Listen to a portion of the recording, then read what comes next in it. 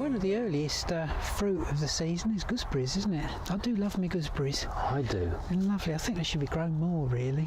Yeah, apparently 150 years ago they were very popular.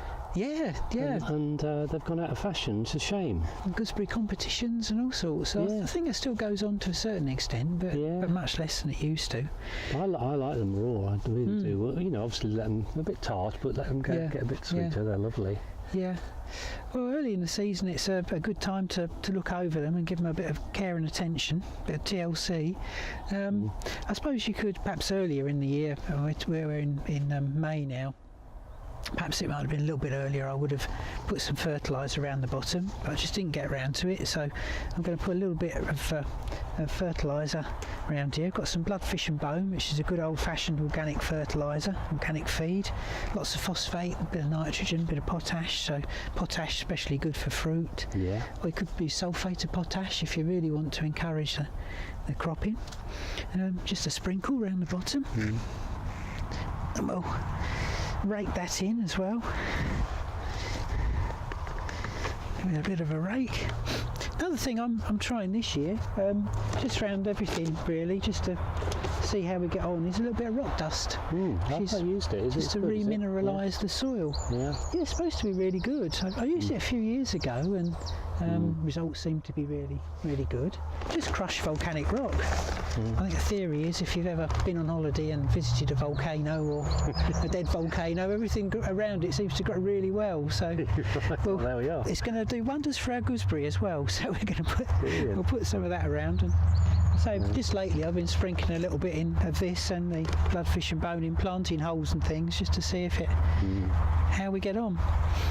I mean, they're fairly low maintenance, but one thing that you do need to look out for is gooseberry sawfly. Oh yes. And this had it last year, but I caught it early, and they tend. I don't think I've got any on this, but they tend to be down the centre. Oh yes, yeah. They hide away. They're quite canny, aren't they? And before you know it, sometimes all your leaves have disappeared. And you're thinking, what's happened? They often start, don't they, when the leaves shortly after the leaves first come out. So I wouldn't be surprised to find a few. But yeah, so just check the centre in particular, or if your leaves suddenly start disappearing, they won't kill the plant, but they do take all the foliage off it. They are a pain. And the other problem is gooseberry mildew, American gooseberry mildew, which mine often suffer from. And to get over that, I prune. So it's a little bit too soon to do it yet. You can see the fruit's still tiny, but once it has started to fruit and the fruit swell, you get lots of growth, don't you? It's already getting lots of growth on it, and I just tip that back to about 2 or 3 shoots after the fruit, and that cuts off the bit that's most prone to the mildew. Right, okay. I think so. Again, save spraying. You can actually prune off a lot of the most vulnerable bits, so you don't have to spray. And in dry season you can add a bit of mulch around the base. Yeah, it's always good. Various kinds. Just a way of keeping the moisture in the soil around the roots. Often a good idea. I mean, the soil's all wet here. We've had lots of rain, but to water the soil, isn't it? Before you put your mulch. Oh right, yeah. Before you put your mulch on. There we go. That's looking nice.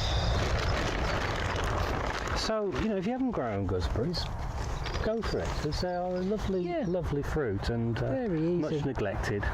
Yeah, they really do deserve to be grown more, and there's lots of great varieties. So I'm just amazed how many varieties there are. Yeah. And you can get some very attractive red ones, can't you? Yeah, they're great. Yeah, so do give them a try.